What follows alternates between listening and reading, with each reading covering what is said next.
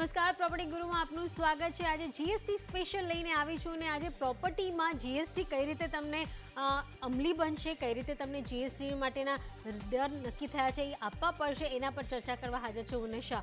આજે આપણે ઘણી બધી માહિતી મેળવીશું। આપણી સાથે જોડાયા છે સુનિલ ગાભાવાલા, જેઓ એક ચાર્ટર્ડ એકાઉન્ટન્ટ છે। સુનિલજી, સ્વાગત છે આપનું। કારણ કે જીએસટી અત્યારે ઘણું સાંભળી રહ્યા છે આપણે, એવામાં રિયલ એસ્ટેટ સાથે કે પ્રોપર્ટી સાથે જીએસટીને જોડવું કઈ રીતે? સો જીએસટી એક બહુ મોટો એક રિફોર્મ છે અને જ્યારે આપણે 10-12 વર્ષ પહેલાંથી જીએસટીની વાતો કરી રહ્યા છે ત્યારથી એક વિચારણા હતી કે શું રિયલ એસ્ટેટ એક જીએસટીનો ભાગ હોઈ શકે કે નહીં હોવો જોઈએ। અને આના ઉપર ઘણા બધા કમિટી રિપોર્ટો પણ છે અને બહુ જ ડાયામેટ્રિકલી અલગ અલગ પ્રકારના વ્યૂઝ ચાલી રહ્યા છે આ વસ્તુમાં। અને એમાં એક વ્યૂ એવો હતો કે રિયલ એસ્ટેટને પણ જીએસટીની અંદર જોડી લેવું, સ્ટેમ્પ ડ્યુટીને પણ એની અંદર જોડી લેવું, પણ એ કરવામાં ઘણા બધા ચેલેન્જીસ હતા। એટલે આપણે જે કોન્સ્ટિટ્યુશનલ ફ્રેમવર્ક છે એમાં આપણે સ્ટેમ્પ ડ્યુટી અને જીએસટીમાંથી બહાર રાખેલું છે। એટલે real estate by itself is outside GST. પણ એમાં એક દિક્કત એ રહી છે કે આપણે એક ઇન્ટરપ્રિટેશન સુપ્રીમ કોર્ટે કરેલું છે કે જે અંડર કન્સ્ટ્રક્શન પ્રોપર્ટી હોય એના ઉપર એક પ્રકારનું એને એક સેલ ઓફ ઇમૂવેબલ પ્રોપર્ટી નહીં ગણતા, એને એક ટ્રાન્ઝેક્શન જેના પર અત્યારના પણ વેટ અને સર્વિસ ટેક્સ લાગે છે એવી જ રીતના એક અંડર કન્સ્ટ્રક્શન પ્રોપર્ટી ઉપર જીએસટી પણ લાગશે એ રીતની જોગવાઈ કરવામાં આવી છે। એટલે હવે કોઈ પણ પ્રોપર્ટી હોય એને બે ભાગમાં વેચવામાં આવે છે। એક કમ્પ્લીટેડ પ્રોપર્ટી જેના ઉપર ઓસી આવી ગયું છે કે કમ્પ્લીશન સર્ટિફિકેટ આવી ગયું છે, એના પછી કોઈ પણ ટ્રાન્ઝેક્શન થાય તો એના ઉપર જીએસટી નથી લાગતો। પણ જો એ અંડર કન્સ્ટ્રક્શન પ્રોપર્ટી હશે તો એના ઉપર જીએસટી લાવવામાં આવ્યું છે। એટલા માટે રિયલ એસ્ટેટ અને જીએસટી બંને બહુ ક્લોઝલી સંકળાયેલા છે એકબીજા સાથે। અચ્છા, તો હવે દર્શક મિત્રોને જણાવી દઈએ કે તમે એક નવી પ્રોપર્ટી લેવા જઈ રહ્યા છો, એટલે કે અત્યારે જે ખોદકામ ચાલી રહ્યું છે અને એને બનતા 2-3 વર્ષ લાગવાના છે, તો એવી પ્રોપર્ટી તમે રોકાણ કરો છો તો તમને ટેક્સ જે પણ પ્રોપર્ટી વેટ ને બધું ભરવું પડે છે એની જગ્યાએ હવે જીએસટી ભરવું પડશે। અને જે સેકન્ડરી માર્કેટમાં ખરીદવા જઈ રહ્યા છે, એટલે કે બિલ્ડિંગ ઓલરેડી બનેલું છે, એનું ઓસી આવી ગયું છે, અથવા તો જૂની બિલ્ડિંગ છે ને જેમાં તમે ઘર લેવા જઈ રહ્યા છો, તો તમને આવા કોઈ પણ ટેક્સ ભરવા નહીં પડે। બરાબર સુનિલજી? બરાબર છે, એક્ઝેક્ટલી। તો આ તમને ખાસ સમજવાની જરૂર છે કે ફર્સ્ટ ટાઈમ બાયર જે નવી બિલ્ડિંગ બની રહી છે, કન્સ્ટ્રક્ટ થઈ રહી છે, ત્યાં તમે ઘર ખરીદવા જશો તો આ બધા ટેક્સ ભરવા પડશે। તો આમ જોવા જઈએ તો મોંઘું જ પડશે ઘર, કારણ કે મને તો પહેલાં સ્લેબ સમજવાની જરૂર છે, આપણા દર્શક મિત્રોને સ્લેબ સમજવાની જરૂર છે કે આજે અગર ફર્સ્ટ બાયર છું, હું ઘર ખરીદવા એક બિલ્ડિંગ જોવા ગઈ છું અને મને આ ફ્લેટ ગમ્યો છે, એની કિંમત 1 કરોડ રૂપિયા છે, એની ઉપર મને કેટલા ઉપરના પૈસા આપવા પડે છે? કારણ કે ઘણી વખત આપણે એડવર્ટાઇઝ જોઈએ છે 1 કરોડમાં ઘર છે, 80-87 લાખમાં ઘર છે, 90 લાખમાં ઘર છે, પણ ખરેખર આપણે લેવા જઈએ તો એની ઉપર તો ઘણા બધા પૈસા ચૂકવવા પડતા હોય છે, જેનાથી લોકો વાકેફ નથી હોતા। તમે સમજાવશો? સાચી વાત છે। એટલે હવે જેમ કે કોઈ પણ બેઝિક વેલ્યુ હોય નિશા, એની ઉપર આજની તારીખમાં એક સ્ટેમ્પ ડ્યુટી લાગે છે જે દરેક સ્ટેટમાં અલગ અલગ પ્રકારની સ્ટેમ્પ ડ્યુટીનો ઢાંચો છે। એ જ ઢાંચો આપણો ચેન્જ નથી થઈ રહ્યો। ફોર એક્ઝામ્પલ, મહારાષ્ટ્રમાં 5% સુધીનો સ્ટેમ્પ ડ્યુટી લાગી શકે છે। એ ઉપરાંત આજ પહેલા આપણને એક વેટ લાગતું હતું જે 1% લાગતું હતું, એ ઉપરાંત એક સર્વિસ ટેક્સ લાગતું હતું જે 4.5% લાગતું હતું। એટલે આજની તારીખમાં હું અંડર કન્સ્ટ્રક્શન પ્રોપર્ટી ખરીદું, જેમ તમે કીધું કે તમે જઈને કોઈ ફ્લેટ પસંદ કરો છો તો તમને 1 કરોડ ઉપર 5.5% એના ઉપર તમને ટેક્સ લાગતો હતો જે 5.5 લાખ જેવો રહેતો હતો। એટલે 5.5% ટેક્સ ભરવાનો પ્લસ સ્ટેમ્પ ડ્યુટી ભરવાની વત્તા સ્ટેમ્પ ડ્યુટી ભરવાની। બરાબર, એટલે સ્ટેમ્પ ડ્યુટી કારણ કે એ તો કોઈ મહિનામાં જ નથી, એ એવું ને એવું જ ચાલુ છે, એટલે એ આપણે આમાં નથી ગણી રહ્યા। જ્યારે હવે સર્વિસ જીએસટીમાં શું થઈ રહ્યું છે કે આની બદલે એક 12%નો ટેક્સ આપવામાં આવ્યો છે। એટલે એમાં એવું થશે કે બે પ્રકારના જીએસટી છે, એક સેન્ટ્રલ જીએસટી જે 6% હશે અને સ્ટેટ જીએસટી હશે જે 6% હશે। એટલે સ્ટ્રેટ હવે એક અંડર કન્સ્ટ્રક્શન પ્રોપર્ટીમાં જે 5.5%નો એક કરવેરો ઇનડાયરેક્ટ ટેક્સ હતો એ સીધો વધીને 12% જેવો ટેક્સ રેટ થઈ રહ્યો છે। એટલે 12% પ્લસ સ્ટેમ્પ ડ્યુટી। હાજી। ઓકે, તો તેમ જોવા જાઓ તો તમે બાયર છો, ઘર ખરીદવા જઈ રહ્યા છો, તો એક કન્ઝ્યુમરની દ્રષ્ટિએ તમને જણાવવામાં આવે છે કે 1 જુલાઈ પછી જીએસટી લાગુ થઈ જશે। જીએસટી લાગુ થશે એટલે તમે 1 જુલાઈ પછી કોઈ પણ ઘર ખરીદવા જશો તો અત્યાર સુધી તમને 5.5% પ્લસ સ્ટેમ્પ ડ્યુટી ભરવી પડતી હતી, હવે 12% પ્લસ સ્ટેમ્પ ડ્યુટી ભરવી પડશે। બરાબર? સાચી વાત છે। ઓકે, આના સિવાય પણ મેં સાંભળ્યું છે કે જે મ્યુનિસિપલ ટેક્સીસ જે હોય છે, જે લોકલ મ્યુનિસિપલ ટેક્સીસ હોય છે, એ પણ આમાં જોડવામાં આવશે, તો આ શું ટેક્સ મોટો થઈ જશે પહેલા કરતા? હવે આમાં એવું છે નિશાબેન કે જે પ્રોપર્ટી ટેક્સ છે એ એક ટેક્સ છે, એ દસ્તાવેજનો કે ટ્રાન્ઝેક્શનનો ટેક્સ નથી, એ એક તમે પ્રોપર્ટી ઓન કરો છો એનો ટેક્સ છે। એટલે એ એક કન્ટિન્યુઅસ પ્રકારનો ટેક્સ છે. જેટલે વખત તમારી માલિકી પ્રોપર્ટીની રહેશે એટલો ટાઈમ પ્રોપર્ટી ટેક્સ રહેશે. આ જીએસટીના કાયદામાં પ્રોપર્ટી ટેક્સ પણ સબસ્યુમ નથી થઈ રહ્યું, એટલે એ ટેક્સ તમારો કન્ટિન્યુ રહેશે. એમાં કોઈ જ પ્રકારનો ફેરફાર જીએસટીના હિસાબે નથી આવી રહ્યો. ઓકે, એટલે હવે સિમ્પલી એકવાર સમજવા જઈએ તો અગર હું એક ઘર લેવા જાઉં છું અને એને મારે ગણતરી કરવી છે, તો પહેલાં તો મારો 1 કરોડનો ઘર આવશે. એની ઉપર મારે 5.5% તમે કહો છો મારે સ્ટેમ્પ ડ્યુટી ભરવું પડશે. એના ઉપર 12% મારે જીએસટી ભરવું પડશે. હાજી. પછી એની ઉપર કયા ટેક્સ લાગે છે?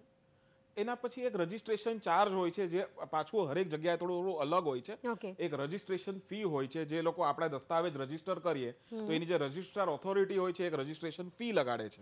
એટલે એ પણ એક પ્રકારનો ટેક્સ હોય છે જે આપણે ગણવો પડે છે, અને એ પણ આપણે એની અંદર આપણી વ્યાખ્યામાં અને મૂળમાં એને લેવું પડશે. આ ઉપરાંત ઘણા બધા ટેક્સીસ બિલ્ડર ભોગવતો હોય છે. હવે એમાં એક સિલ્વર લાઇનિંગ છે જે હું તમને હાઇલાઇટ કરવા એઝ અ કન્ઝ્યુમર આટલા જ ટેક્સ છે. એઝ અ કન્ઝ્યુમર આટલા જ ટેક્સ. બરાબર. એટલે હવે તમે 1 જુલાઈ પછી તમે કોઈ પણ ઘર ખરીદવા જાઓ છો, new construction, under construction property ખરીદવા જાઓ છો, તો એઝ અ કન્ઝ્યુમર તમારે ફરી એકવાર સમજવાની જરૂર છે કે તમારા ઘરની જે વેલ્યુ છે, તમે ઘર જોઈ આવ્યા છો 1 કરોડનું છે, એની ઉપર તમારે 5.5% તમારે સ્ટેમ્પ ડ્યુટી ભરવી પડશે, અને ત્યારબાદ 12%નું જીએસટી ભરવું પડશે, અને ત્યારબાદ રજિસ્ટ્રેશનની જે ફીસ હશે એ તમારે ભરવી પડશે. તો આ આટલો તમારે હવે ઉપરના ચાર્જીસ લાગશે. એટલે હવે કોઈ પણ તમે ઘર ખરીદવા જાઓ તો ખાસ ધ્યાન રાખજો, આની ઉપર આટલા પૈસા તમારી પાસે હશે તો તમે ઘર ખરીદારી તમારા બજેટમાં આવે છે કે નહીં એ જોઈને તમે ઘર ખરીદી શકશો. તો આ કન્ઝ્યુમર પોઈન્ટ ઓફ વ્યૂ થયો. હવે બિલ્ડર પોઈન્ટ ઓફ વ્યૂ, એક ડેવલપર પોઈન્ટ ઓફ વ્યૂથી સમજવા જઈએ કે આ કઈ રીતે ટેક્સ ઓછો થઈ શકે, અથવા તો ડેવલપરને કઈ રીતે ટેક્સ લાગશે? સુનિલજી. સો નિશા, આમાં એવું છે કે અત્યારનો જે કાયદો છે એ કાયદામાં બિલ્ડરને કોઈ પ્રકારના સેટ ઓફ નથી મળતા, ઘણા બધા ક્રેડિટ નથી મળતા. જેમ કે બિલ્ડર છે એ આ વસ્તુઓ કરવા માટે અલગ અલગ વસ્તુઓ ખરીદે છે, જેમ કે સિમેન્ટ ખરીદશે, સ્ટીલ ખરીદશે, ઘણા બધા અલગ અલગ પ્રકારના સર્વિસીસ લેશે બધા કોન્ટ્રાક્ટરો પાસે. એ બધા જે એમના જે ખર્ચા છે બિલ્ડરના, એના ઉપર બધા લોકો એના ઉપર excise duty, wet, octroi duty, અલગ અલગ પ્રકારના ટેક્સીસ લગાડે છે. જેમ કે સિમેન્ટ છે તો એમાં અલગ અલગ પ્રકારના ટેક્સ ભેગા કરી 28 થી 30% ટેક્સ એ વસ્તુ ઉપર, સિમેન્ટ ઉપર લાગેલો હોય છે. એ આજની તારીખમાં કોઈ પ્રકારનું એને ક્રેડિટ બિલ્ડરને નથી મળતું. ક્રેડિટ એટલે એટલા પૈસા પાછા, તો એટલા ટકા એમને પાછા નથી મળતા આજની તારીખમાં. જીએસટી ની વ્યાખ્યા એ છે કે કોઈ પણ પ્રકારનો નોન ક્રેડિટેબલ ટેક્સ નહીં હોય, બધા જ ટેક્સ આખી ચેઇનમાં ફ્લો થશે. એટલે જીએસટી ના હિસાબે બિલ્ડરને આ બધા ટેક્સના પૈસા પાછા મળે છે. એટલે બિલ્ડર પૈસા ભરે છે, વેટ, સર્વિસ ટેક્સ, જે પણ આ લોકોના એક્સાઇઝ ડ્યુટી, જે પણ સિમેન્ટ વાળા લગાડે છે. હવે 10 રૂપિયાની બોરી છે તો એની ઉપર બીજા 10 રૂપિયા બધા ટેક્સ મળીને 20 રૂપિયાની બોરી થાય. બરાબર. એટલે એમને 10 રૂપિયાની વસ્તુ 20 રૂપિયામાં બધા ટેક્સ ભરીને મળે. તો હવે જે ઉપરના 10 રૂપિયા ભર્યા છે એનું એમને પાછા મળશે. જેમ કે આપણે એક્ઝામ્પલ હમણાં કોષ્ટકમાં જોયું કે સિમેન્ટ છે એના ઉપર આજની તારીખમાં 30%નો ઇફેક્ટિવ બધા ભેગા થઈને ટેક્સીસ છે. સ્ટીલ ઉપર 20% જેવો ટેક્સ આજની તારીખમાં બધા અલગ અલગ પ્રકારના ટેક્સીસ થઈને થાય છે. તો આજની તારીખમાં માની લો કે એ 1000 રૂપિયાનું સિમેન્ટ ખરીદે છે તો એને એ 1000 રૂપિયા 1300 રૂપિયામાં જ મળે છે, કારણ કે 300 રૂપિયા એના ઉપર બીજો ખર્ચો છે આ જે ટેક્સનો. હવે જીએસટીમાં એ 300 રૂપિયાનો ખર્ચો નીકળી જાય છે, કારણ કે એને ક્રેડિટ મળવાનું છે. એને હિસાબે બિલ્ડરનું થોડો ખર્ચો ઓછો થાય છે, પણ એ જેટલો ઓછો થાય છે એ લોકો પાસ ઓન કરશે કે નહીં, અને એના ઉપર પ્રોપર્ટીના પ્રાઇસ થોડાક મદાર રાખે છે. ઇમિડિયેટલી પાસ ઓન કરશે કે નહીં એના ઉપર એક મોટો પ્રશ્ન છે. એમાં 2 એસ્પેક્ટ્સ છે.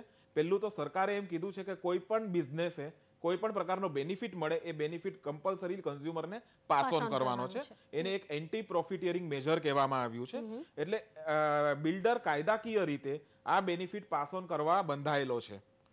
પણ આનો અમાઉન્ટ શું એટલો હોઈ શકે કે એટલે એનાથી બહુ મોટી ઇફેક્ટ રિયલ એસ્ટેટ પ્રાઇસમાં પડે, એ એક ચર્ચાની વસ્તુ છે. ઘણી જગ્યાએ જ્યાં પ્રોપર્ટીમાં કન્સ્ટ્રક્શન કોસ્ટ મોટો ઇમ્પોર્ટન્ટ પાર્ટ ભજાવે છે, જેમ કે નાની અફોર્ડેબલ હાઉસિંગ છે જેમાં કન્સ્ટ્રક્શન કોસ્ટ બહુ હાઈ હોય છે, એટલે એની અંદર બેનિફિટ બહુ હાઈ હોઈ શકે.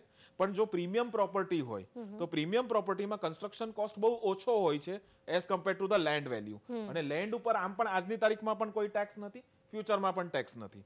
એટલે એમાં બેનિફિટ ઓછો છે. આ જે પણ છે એ કન્સ્ટ્રક્શન પર લાગવાનું છે. આજે સમજો તમે જે રીતે આગળ આપણે રેરામાં પણ જોઈ રહ્યા છે, 2 પાર્ટનર છો, તમે એકની જમીન છે ને એક કન્સ્ટ્રક્શન કરી રહ્યું છે તો બંને પાર્ટનર તરીકે પણ આવ્યા છે, તો જમીન ઉપર તમને કોઈ ટેક્સ પહેલાં પણ નહોતો લાગતો ને આજે પણ નથી લાગવાનો. જે પણ તમને એટલે કે ડેવલપરને કોઈ ટેક્સ લાગશે તો એ કન્સ્ટ્રક્શન પર લાગશે, અને એમાં સ્ટીલ અને સિમેન્ટનો સૌથી વધુ વપરાશ થતો હોય છે. ઘણા બધી સર્વિસીસનો પણ ઉપયોગ થતો હોય છે.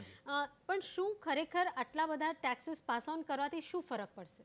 સો એમાંથી એક નાનકડો ફરક પડશે. માની લો કે જેમ આપણે એક રફ કેલ્ક્યુલેશન જોઈએ તો એક પ્રોપર્ટી તમે કોઈક જગ્યાએ પાલઘરમાં 5,000માં બુકિંગ કરો છો તો 5,000માં કદાચ એનો કન્સ્ટ્રક્શન કોસ્ટ 2,000ની આસપાસ હોઈ શકે. તો એ 2,000ના કન્સ્ટ્રક્શન કોસ્ટમાં એમને સેવિંગ મળે તો 200-300 રૂપિયાનું કદાચ અહીંયા સેવિંગ થોડુંક મળી શકે. એ 200-300 રૂપિયાના સેવિંગની સામે આપણો 5.5%ની બદલે સીધો 15-12%નો આઉટપુટ ટેક્સ થાય છે. એટલે સરવાળે પ્રોપર્ટી આના હિસાબે મોંઘી થશે. બેઝ પ્રાઇસ કદાચ થોડુંક અમુક જગ્યાએ ઓછું થશે, પણ ઓવરઓલ પ્રોપર્ટી મોંઘી થશે. સર્વિસીસનો તમે એક સરસ પોઈન્ટ લાવ્યા છો જે નિશાબેન, કે જે સર્વિસીસ ઉપર પણ અલગ અલગ પ્રકારના ખર્ચા કરવામાં આવે છે. હવે એક ખર્ચામાં આજની તારીખમાં જોગવાઈ એ છે કે સર્વિસ પ્રોવાઈડર ટેક્સ લગાડે, એનો ટેક્સ બિલ્ડરને પાછો મળે છે. હવે જીએસટીમાં એક જોગવાઈ એવી કરવામાં આવી છે કે કોઈ પણ બિલ્ડર ખર્ચો કરે અને એ ખર્ચો એ અનરજિસ્ટર્ડ ડીલર પાસેથી કરે તો એના ઉપર એક ટેક્સ કમ્પલસરી એને ભરવો પડે છે. હવે એ ટેક્સની ઇમ્પેક્ટ મોટી પડશે બિલ્ડરની આખા સિનેરિયોમાં, કારણ કે એ લોકોની ઘણી બધી ખરીદી એવી હોય છે જે એક ઓર્ગેનાઇઝ સેક્ટરમાંથી નથી હોતી. જેમ કે આજની તારીખમાં રેતી ખરીદવા જાઓ તો બિલ્ડર કોઈ દિવસ રેતી ને પાસે એમની માટે કોઈ એક પ્રોપર ઓર્ગેનાઇઝ્ડ કંપની નહીં હોય કે જે રેતી વેચશે કે પાકું બિલ આપી શકશે. સિમેન્ટ સ્ટીલ અલગ વ્યાખ્યા થઈ ગઈ, ઇલેક્ટ્રિકલ મટીરિયલ અલગ વ્યાખ્યા થઈ ગઈ, પણ રેતી છે, પાણી છે. કારણ કે આજે તમે જોવા જાઓ કેબલ જે રીતે બધા જ બિલ્ડિંગ્સમાં લાગે છે, તમે રેતીની વાત કરી, રેતીમાં ઘણા બિલ્ડમાંથી લાગે છે. ફિટિંગ્સની આપણે ચર્ચા કરીએ, જેટલા બધા ફિટિંગ્સ જે આવે છે એમાં ઓલમોસ્ટ ટાઇલ્સ તમે ગણતરી કરો કેટલા અનઓર્ગેનાઇઝ પ્લેયર્સ આમાં છે. એટલે સૌથી પહેલો પ્રશ્ન તો અહીંયા જ ઊભો થશે કે જો બિલ્ડર અગર કોઈ પાસે લેવા જાય છે તો એની પાસે જીએસટી નંબર હોવો જોઈએ, રાઈટ? જીએસટી નંબર હશે તો જ તમે એની પાસેથી ખરીદી કરી શકશો, અને ખરીદી કરશો તો તમને ફાયદો છે. એટલે બિલ્ડરને ફરજ પડી જશે કે જેની પાસેથી લે છે એની પાસે જીએસટી નંબર, રજિસ્ટ્રેશન નંબર હોવો જોઈએ. અને જ્યારે આ ખરીદી ઓર્ગેનાઇઝ સેક્ટરમાંથી થાય છે ત્યારે નેસેસરીલી એ પણ એક ફોલઆઉટ ઇફેક્ટ આવશે કે બિલ્ડર જ્યારે ખાલી ઓર્ગેનાઇઝ સેક્ટરમાંથી ખરીદશે તો વસ્તુ વધારે ને વધારે મોંઘી મળશે એની. એટલે કારણ કે આજની તારીખમાં પણ આપણે જાણીએ છીએ કે કોઈ પણ લાર્જ માણસ પાસેથી આપણે ખરીદવા જઈએ, બ્રાન્ડેડ પ્રોડક્ટ ખરીદીએ તો કાયમ એક ભાવમાં એક ફરક હોય છે. એવી જ રીતના હવે ફિટિંગ્સની આપણે એક્ઝામ્પલ લઈએ તો એક જનરલ ફિટિંગ લેવામાં આવે તો એનો કોસ્ટ એક થાય, પણ માની લો કે ઓર્ગેનાઇઝ્ડ બ્રાન્ડેડ ફિટિંગ્સ નાખે તો એનો કોસ્ટ વધી જાય, અને એનો કોસ્ટ વધે એટલે એનાથી પણ કદાચ લોંગ ટર્મમાં એના પ્રાઇઝિંગમાં રિયલ એસ્ટેટમાં એની ઇફેક્ટ પડી શકે છે. એટલે આ જે અનઓર્ગેનાઇઝ્ડમાં કમ્પલસરી એક રિવર્સ ચાર્જ લાવ્યા છે એને હિસાબે પણ થોડી તકલીફ અને થોડોક પ્રાઇસ વધવાની ગુંજાઈશ છે આ સેક્ટરમાં. એટલે અત્યાર સુધી આપણે ગણતા હતા કે હવે ચલો રેરા આવી જશે તો રેરાના જેટલા પણ આપણે એક પ્રોસેસમાં જવું પડશે તો એના લીધે થોડો પ્રાઇસ હાઇક થઈ શકશે. હવે તો જીએસટી પણ આવી જશે તો પ્રાઇઝીસ ઓલરેડી મુંબઈમાં આપણે જોઈ રહ્યા છે. જેમ તમે પહેલાં પણ કીધું કે જ્યાં મુંબઈ જેવી સિટીની કે મહારાષ્ટ્રની વાત કરીએ તો મુંબઈમાં લેન્ડ જ સૌથી મોંઘી છે. તમે આજે અગર મુંબઈ ફક્ત સબબમાં જોવા જશો તો તમને લેન્ડના જ લગભગ 70% તમારો પૈસો લેન્ડમાં જશે, 30% તમારો પૈસો કન્સ્ટ્રક્શન જશે. એટલે તમારી કન્સ્ટ્રક્શનની કોસ્ટ તો ખાસી ઓછી છે, એની સામે તમને જે રિટર્ન મળશે એ પાસ ઓન થશે. મોટો પ્રશ્ન આ છે. સાચી વાત છે. થશે એટલે એમાં એનો એટલો બધો બેનિફિટ નથી આવી રહ્યો જેમ આપણે કહેવામાં આવ્યું છે એમ. અને એક મોટો પ્રશ્ન એ આવ્યો છે કે આજની તારીખમાં વેટના કાયદામાં એક લેન્ડ માટે એક ડિડક્શન આપવામાં આવ્યું છે. એવી જ રીતના આજની તારીખમાં સર્વિસ ટેક્સના કાયદામાં એક લેન્ડને હિસાબે એક બહુ ઓછો રેટ આપવામાં આવ્યો છે. આપણે જે 4.5% રેટ કહીએ છીએ એનું કારણ જ એ છે કે આપણે એમાં એક મોટો એક લેન્ડનો ભાગ છે.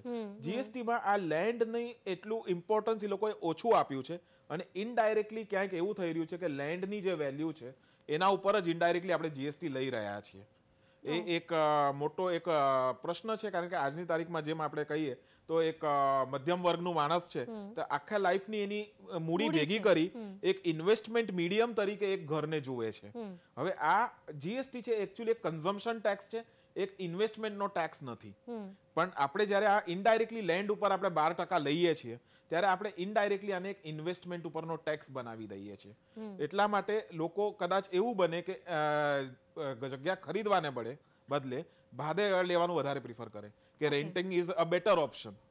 As compare to buying a property especially paying 12%. બરાબર છે. અગર હું 12% ભરું છું, ઓલરેડી આટલો 10 થી 12,000નો રેટ આપું છું સ્ક્વેર ફીટમાં, અને એમાંય જઈને મારે જો ઈએમઆઈ ભરવું પડે, ભલે ઈએમઆઈ અત્યારે હવે થોડી સસ્તી થઈ ગઈ છે કે મને થોડું ઇન્ટરેસ્ટ અહીંયાથી એક કહી શકાય એક બાજુ ખરાબ પલડો છે તો બીજી બાજુ થોડું ફાયદો થઈ રહ્યો છે, પણ કેટલો ફાયદો અને ક્યાં સુધી? કારણ કે આગળ જતાં સિનારીઓ બદલાશે, કારણ કે તમને લોન પણ લો તો કંઈ 15-20 વર્ષથી નીચેની નથી મળતી. તો એ હિસાબે જોવા જઈએ તો આજે ઘર ખરીદવું થોડું મોંઘું બનશે, એ તો પાક્કું છે.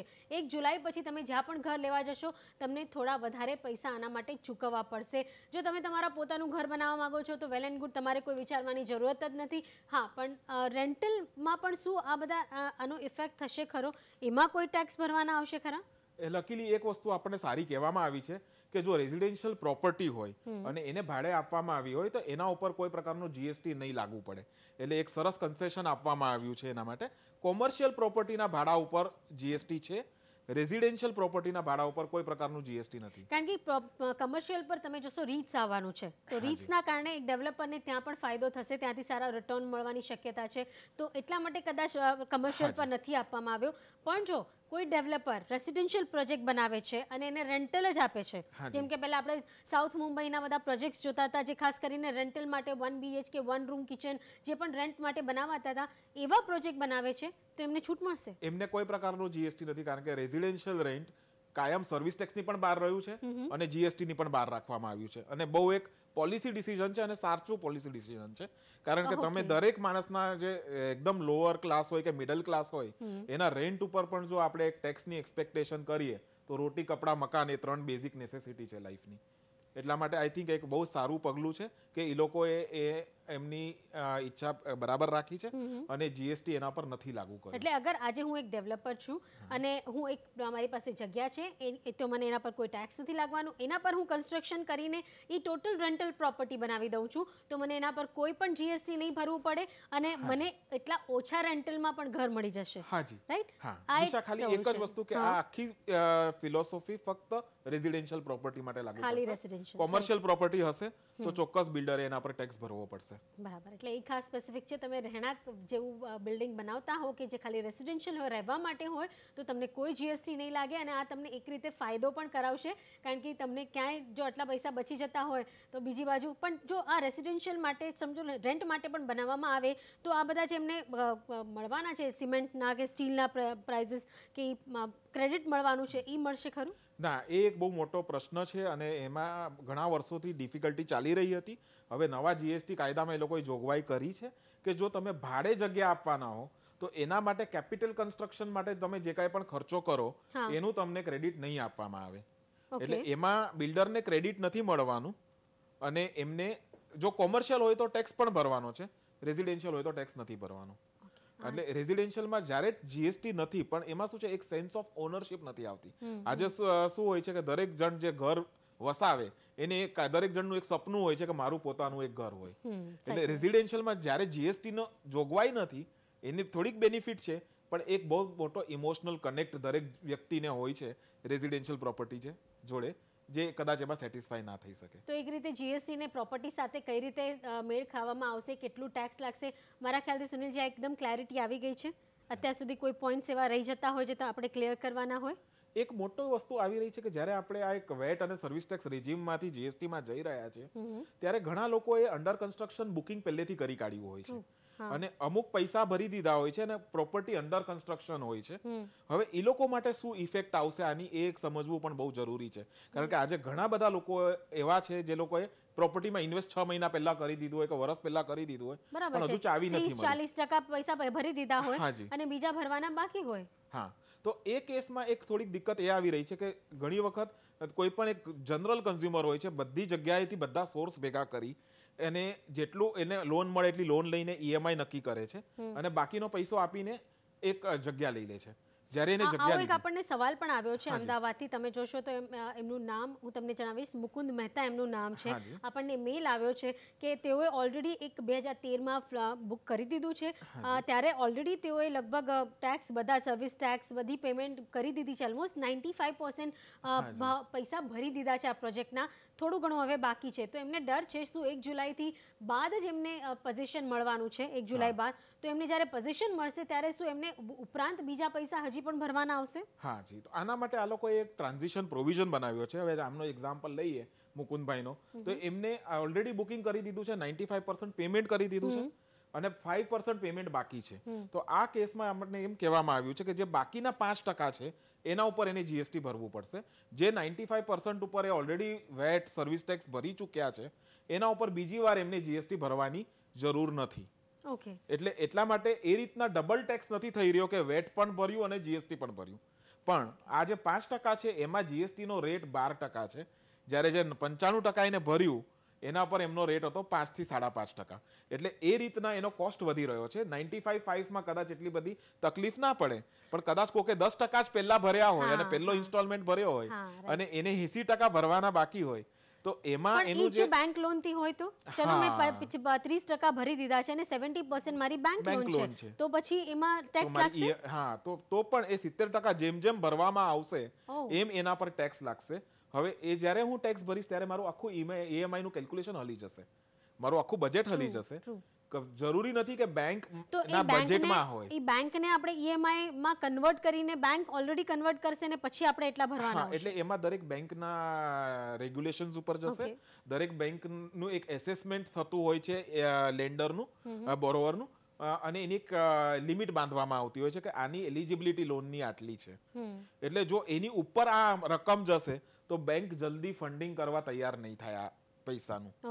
અને તો પછી આ વ્યક્તિને થોડીક દિક્કત પડી શકે કે મારે આ પૈસા લાવવા ક્યાંથી, કારણ કે બેંકની એને ઓલરેડી માની લો કે 80% એની એલિજિબિલિટી હોય, 80% ઓલરેડી ફંડિંગ થઈ ગયું છે, પૂરું થઈ ગયું છે, તો આ જે એક્સ્ટ્રા પૈસા છે એ બેંક આપવા તૈયાર નહીં થાય. અને એમાં એની પૈસાની એને જોગવાઈ કરવી પડે. ખાલી એક વસ્તુ રિપીટ કરીશ કે જે જીએસટી લાગશે એ ખાલી એક્સ્ટ્રા અમાઉન્ટ ઉપર લાગવાનો છે. જે પૈસા ઓલરેડી આવી ગયા છે અને જેના પર આપણે વેટ અને સર્વિસ ટેક્સ ભરી ચૂક્યા છે એના ઉપર કોઈ પ્રકારનો એક્સ્ટ્રા ટેક્સ સેમ એ વસ્તુ ઉપર નહીં લાગે. ખાલી એમાં એક નાનકડી પ્રોબ્લેમ એ આવી રહ્યો છે કે જે મહારાષ્ટ્ર સ્ટેટ છે, આ તમારા દર્શક હતા એ ગુજરાતથી હતા, ગુજરાતમાં અલગ પ્રકારનો કાયદો છે આજની તારીખમાં, મહારાષ્ટ્રમાં અલગ પ્રકારનો કાયદો છે. તો મહારાષ્ટ્રમાં વેટ ઓથોરિટી આજે શું કરે છે કે જ્યારે રજીસ્ટ્રેશન થાય ત્યારે ભલે તમે પેમેન્ટ કર્યું હોય કે ના કર્યું હોય, 1% વેટ એ જ દિવસે લઈ લે છે, રજીસ્ટ્રેશનના દિવસે જ. એટલે ઘણી વખત લોન લેવા માટે આપણે 10% ભરીએ કે 20% ભરીએ અને તરત જ આપણે રજીસ્ટ્રેશન કરાવી દઈએ તો આપણે 100 રૂપિયાનું આખું વેટ એક સાથે ભરી કાઢ્યું હશે. હવે આવા કેસમાં બીજો એક સુધારો હમણાં લોમાં કરવામાં આવ્યો છે અને એમ કહેવામાં આવ્યું છે કે માની લો કે 60% માલ કમ્પ્લીટ છે, 40% કમ્પ્લીટ થવાનો બાકી છે, તો આ 40% જે વેટ ઓલરેડી આપણે 1% પ્રમાણે ભરી ચૂક્યા છે એટલો ગવર્મેન્ટ પાછો આપશે અને એની સામે આપણે 12%નો પૂરો ટેક્સ ભરવાનો. એટલે એવા કેસીસમાં જ્યાં વેટ ઓલરેડી 1% પ્રમાણે બજેટ પ્રમાણે ભરાઈ ગયો છે ત્યાં 1% આપણને પાછું મળશે અને એની સામે આપણે 12% ચૂકવવાનું છે. એટલે ત્યાં પણ આપણને એક બજેટમાં મારામારી થઈ શકે એવું શક્યતા છે. મને લાગે છે જીએસટી સમજવામાં બહુ જ સમય જોશે ને આનો ટ્યુટોરિયલ જે તમે પહેલા રેરાનું આપ્યું છે એવી રીતે આનું પણ તમને આપતા રહીશું, સમય સમય તમારા સવાલો ઉકેલતા રહીશું. તમે અમને સવાલો મોકલો. આજે જે રીતે આપણે પહેલો પગલું ભર્યું છે જીએસટીને સમજવાનું, આગળ પણ અમે તમને સમજાવશું. આપનો ખૂબ ખૂબ આભાર સુનિલજી અમારી સાથે સમય ફાળવી આ ચર્ચામાં જોડાવા માટે. ત્યારે હાલ પૂરતું આટલું જ. વધુ ખબરો માટે જોડાયેલા રહો CNBC બજાર સાથે.